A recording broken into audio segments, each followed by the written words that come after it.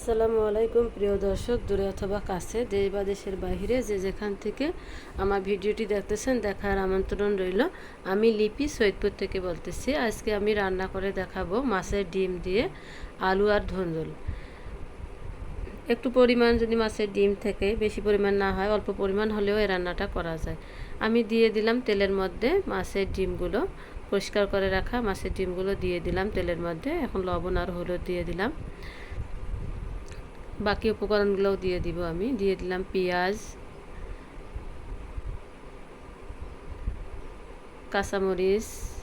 আমার ভিডিওটিতে একটু লাইক কমেন্ট করিয়েন, কমেন্টের সংখ্যা বেশি, লাইকের সংখ্যা কম।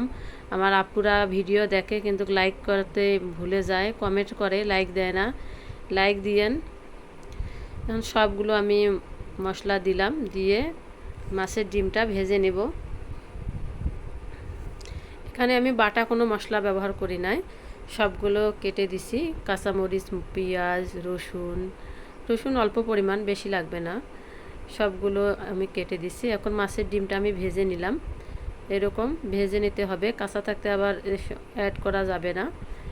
আলু ধুন্দুল আমি ভেজে নিলাম। ভেজে নেওয়া হয়ে গেলে এই পর্যায়ে দেখেন এখন দিয়ে দিব আলুর সঙ্গে আবার মাছের ডিমটা সুন্দর করে কষিয়ে নেব,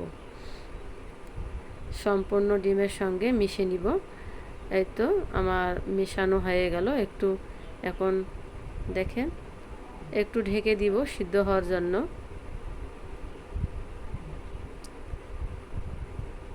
এখন আমি ঢেকে দিব, ঢেকে দিয়ে বেশ কিছুক্ষণ পর আবার আমি আসব। এই তো আমি আবার একটু নাড়ানাড়ি করার জন্য ঢাকনাটা উঠাই নিলাম। উঠাই নিয়ে একটু নেড়ে দিব, তল থেকে নেড়ে নেড়ে দিব। এভাবে নেড়ে দেব যেন তলে লেগে যায় না, লেগে গেলে একটা বাজে পোড়া পোড়া গন্ধ হবে। এর জন্য আমি নেড়ে নেড়ে একটু দিব, মাঝে মাঝে নেড়ে দিতে হবে। আর দিয়ে দিলাম ধুন্দুলগুলো আমার এরকম লাগতেছে কেন, আমি কেটে একটু আগে ফ্রিজে রাখছিলাম, রান্না করব না করব এই জন্য একটু পানি পানি হয়ে গেছে।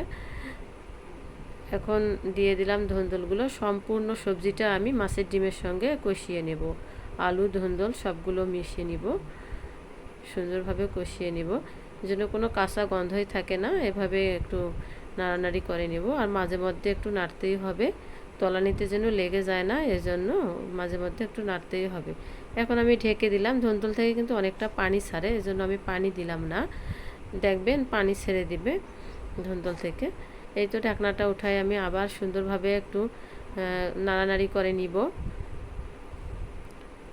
সম্পূর্ণটাই আবার নেড়ে নিব, তল থেকে উঠাই নিব। রান্নাটা হয়তো মনে করবেন যে কীরকম লাগে, একবার জীবনে একবার হলেও রান্না করে খাইয়েন। ধুন্দুল না থাকলে আপনারা আলু দিয়ে রান্না করে খাইতে পারেন, খালি ধুন্দুল দিয়েও রান্না করে খাইতে পারবেন, অনেকটাই টেস্ট লাগে। আমি একদিন রান্না করে খাইছি তো অনেকটাই ভালো লেগেছে আমাকে, এই জন্য আজকে শেয়ার করা, আমার দর্শক বন্ধুদের সঙ্গে শেয়ার করা। দিয়ে দিলাম, ঢেকে দিলাম। এই তো ঢাকার পর ফিরে আসলাম কিছুক্ষণ পর। এই দেখেন আমি একটু মাখা মাখা করব, নাড়ানাড়ি করে দিতেছি। দেখেন এরকম মাখা মাখা হয়ে গেছে, আমার কষিয়েছি তো ওই জন্য মাখা মাখা হয়ে গেছে। মাখা মাখাই হবে, ঝোলও হবে না, ভাজিও হবে না, এটা একটু মাখা মাখা টাইপের রান্না। এই দেখেন মানে ঝোল একদমই নাই কি ভাজিও না। দিয়ে দিলাম মশলার গুঁড়ো দিয়ে সম্পূর্ণ সবজিটার সঙ্গে মিশিয়ে নিব।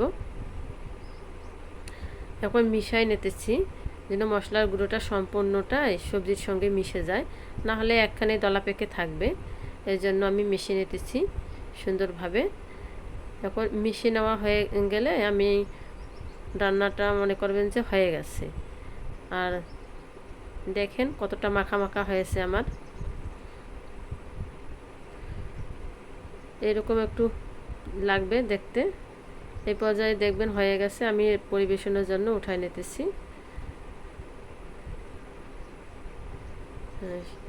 বাটিতে আমি উঠাই নিতেছি। উঠাই নেওয়ার পর এই যে আমার তরকারিটার ফাইনাল হয়ে গেছে। যে একটু করে করে মাছের ডিম দেখা যাবে সুন্দরভাবে, সবগুলোতে মনে হচ্ছে যে মাছের ডিম আছে, লেগে লেগে আছে। আমার ভিডিওটি যদি ভালো লেগে থাকে লাইক কমেন্ট শেয়ার করবেন, সাবস্ক্রাইব করবেন। আজ এই পর্যন্তই, আল্লাহ হাফেজ।